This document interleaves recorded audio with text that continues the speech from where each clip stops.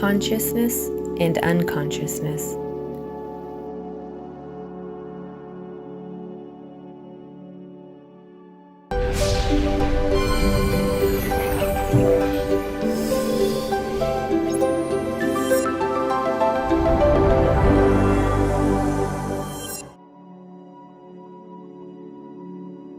From Latin, the word conscious means with knowledge. Consciousness is the psychic art by which a person perceives himself in the world. On the other hand, consciousness is an inherent quality of the human spirit that allows one to recognize oneself in the attributes of its essence. Gnosis asserts that consciousness in man is a very particular kind of intuitive comprehension of knowledge, independent of all mental activity. The faculty of conscience allows us to know ourselves. Consciousness gives us full knowledge of what is, where it comes from, and that which is undoubtedly ignored. It is a misconception to attribute conscience to that which is simply psychological functions, thoughts, feelings, motor impulses, and sensations. What we call ordinary waking consciousness is in reality our consciousness deeply sleeping.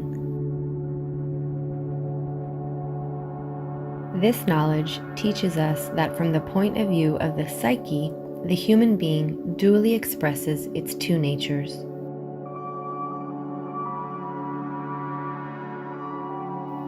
First, awakening awareness, a luminous nature related to the essence of each human in their conscience. In this nature, we find our internal virtues and senses that we still know very little about. All the uplifting and dignifying attributes and senses of a person comes from this nature.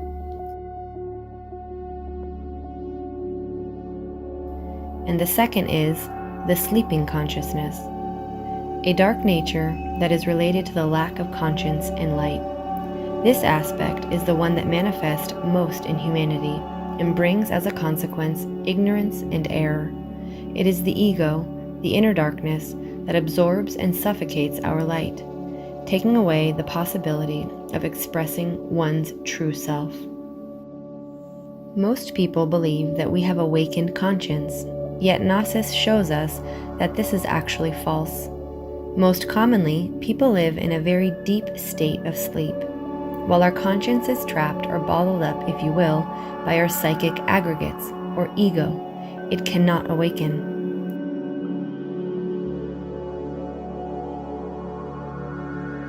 With this being the case, we can affirm that humanity today has a dormant conscience, that we utilize a very low portion of consciousness.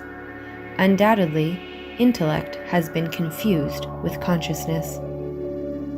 As we stated earlier, consciousness is the expression of our divine spark, but in these moments, it is a prisoner of the various psychological elements that have subjected and numbed it, elements that we call in these studies psychic aggregates. These psychic aggregates manifest in us as vices, errors, defects, etc. Religions call them sins, and they have been represented in different ways throughout the history of humanity, depending on the culture. In the Gnostic wisdom, they are known as the 7 deadly sins, because each one of them is the head of a legion of undesirable psychological elements that branch off. They are the parents, if you will, of numerous offspring, similar yet unique and independent in their manifestations. The ego has been known since antiquity and characterized through symbols, legends, and myths. The Greeks, with their abundant gods and goddesses, created one of the most beautiful and poetic mythologies in the world, where our darkness is represented with figures such as vulgar monsters with which we must fight until we defeat them in order to reach Olympus, which symbolizes a higher state of consciousness. The Greek heroes like Jason, Hercules, Perseus, Odysseus, etc., were extremely brave, fought with monsters, made epic journeys across the seas, achieved powerful victories, and had to perform the most risky tasks.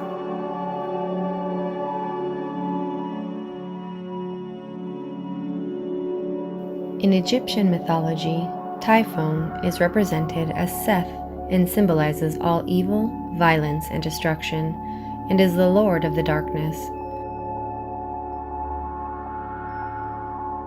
Seth and his red demons betray Osiris, who embodies everything noble, everything great and true, and then Seth seizes the throne.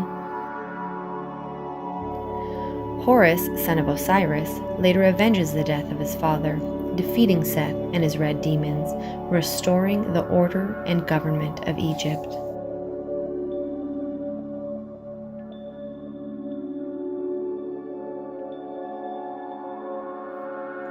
In Buddha's story, Prince Siddhartha Gautama left home and went out in search of truth to encounter the reason for suffering, old age, and death.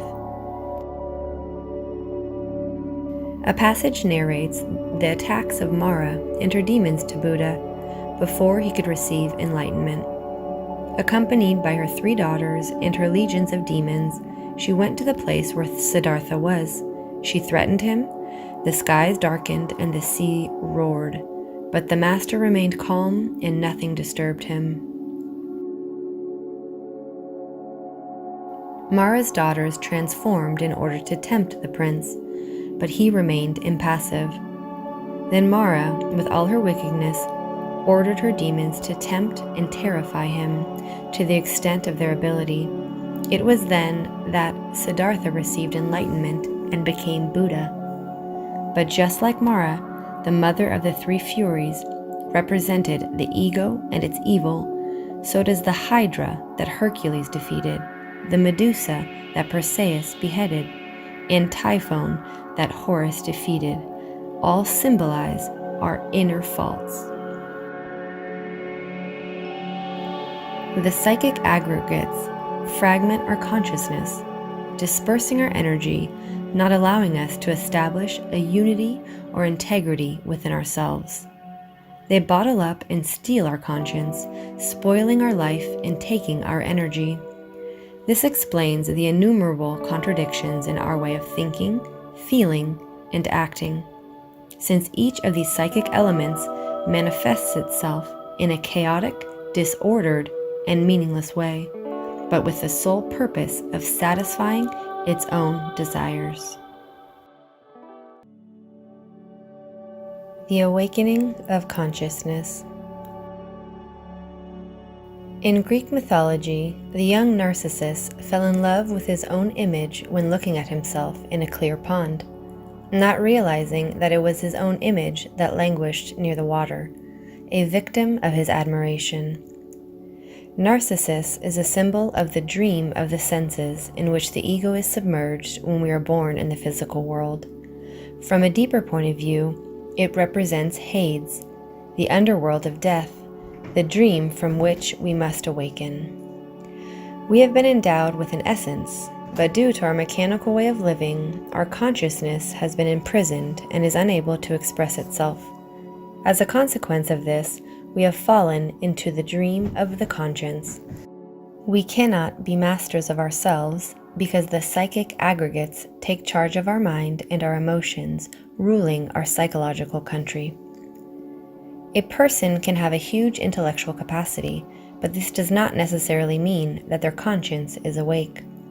That person knows how to relate very well to the world outside in which they live, but they likely have a very poor relationship with their internal world, with their mind and their psyche, within which they also live. Unfortunately, humanity lives with the consciousness asleep. People work dreaming. People walk down the street dreaming. People live and die dreaming. We can live with the conscience asleep, yes, but we live in a dream, being victims of circumstances as puppets of unknown forces that govern our life. But first, it is necessary to sincerely understand that we are asleep.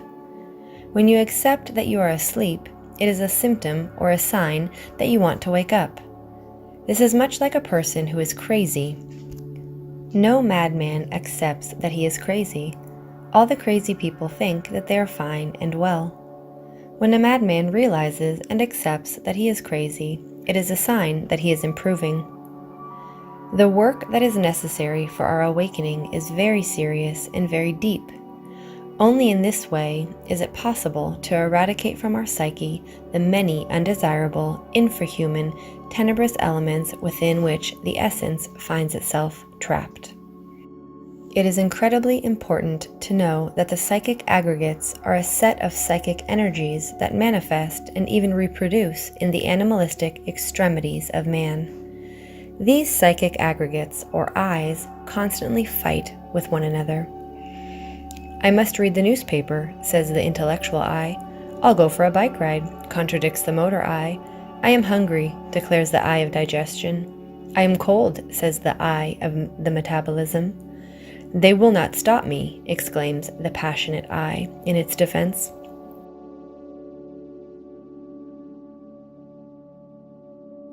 Normally, people possess only a small percentage of awakened consciousness, and a much larger percentage of dormant consciousness. Undoubtedly, when the consciousness begins to awaken, the first flashes of direct experience begin.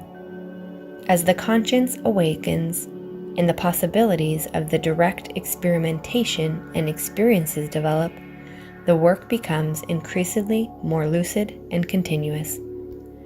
When the psychic aggregates begin to weaken and die, the light of the consciousness begins to accumulate.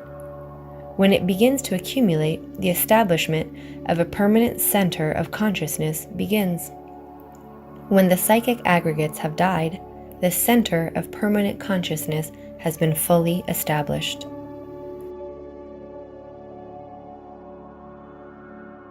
Until the unconscious becomes conscious, your subconscious will continue to guide your life, and you will continue to call it destiny. Carl Jung.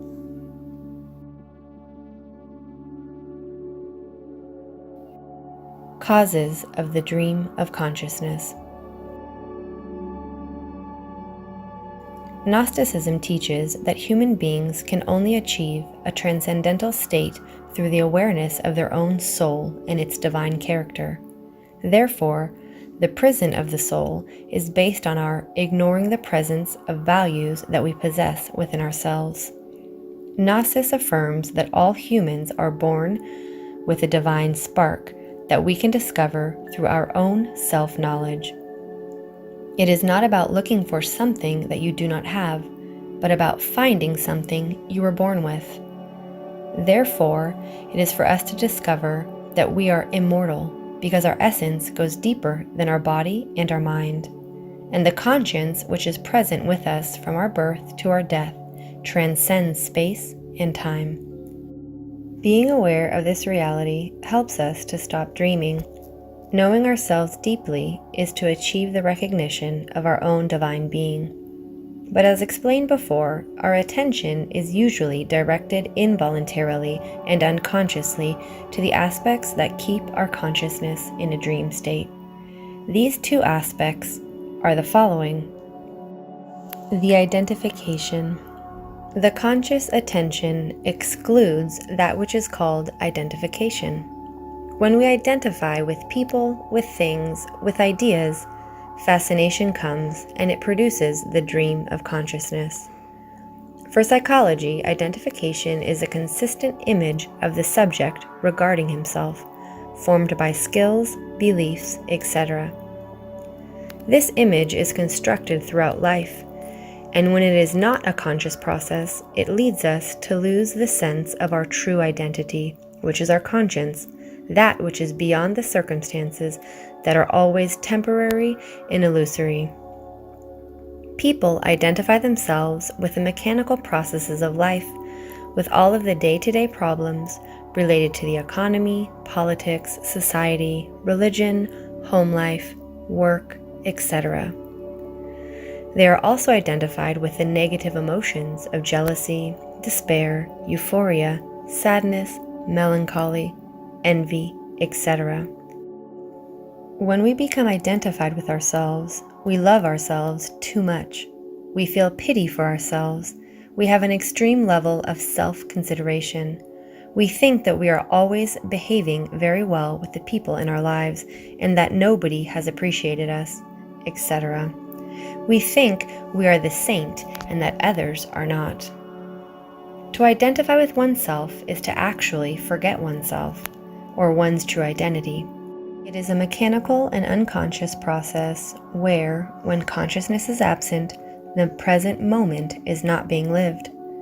This allows our subconsciousness to take the reins of our life through any psychological aggregate that is manifesting at that moment.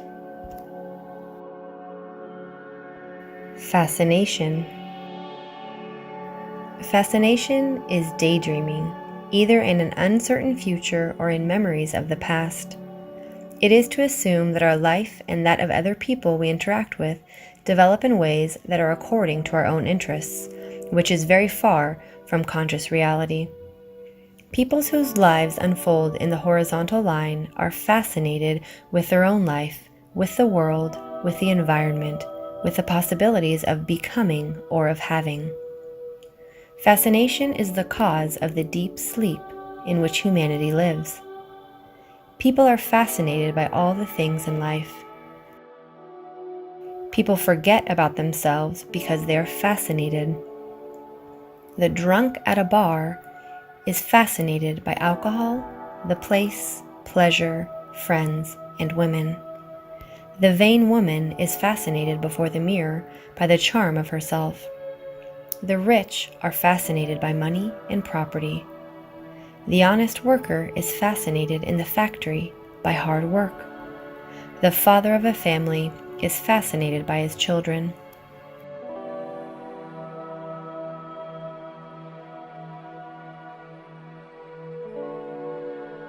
All human beings are fascinated and dream deeply. We are asleep. We look like sleepwalkers. People dream of everything that fascinates them. Both fascination and identification hypnotize our consciousness, and for that reason we are victims of circumstances, of events, and therefore of pain and suffering. We must learn to not identify with things, as that is how one falls into the fascination and the dream of the consciousness.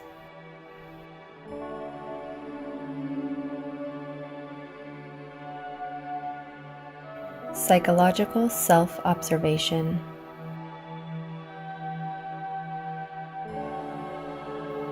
The foundation to begin to awaken our consciousness and draw it out of this state of slumber is self-observation. Someone who does not observe does not know themselves, and the person who does not know themselves cannot possibly change.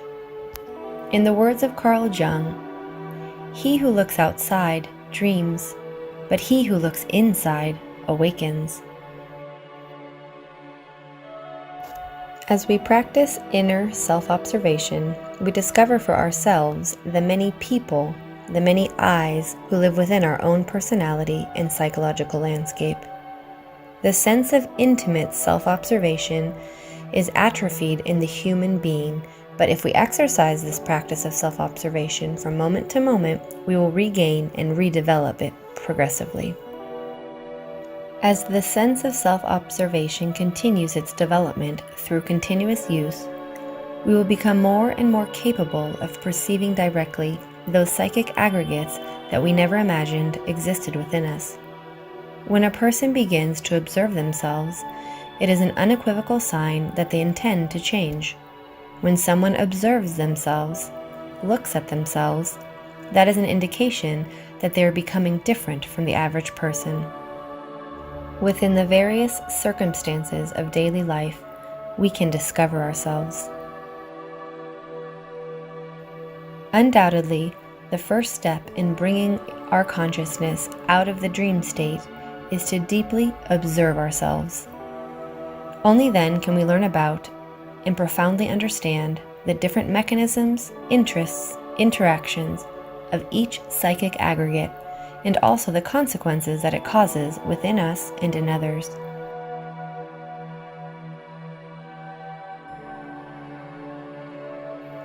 In order to fully awaken consciousness, it is necessary to convert the subconscious into consciousness, to make light out of our darkness.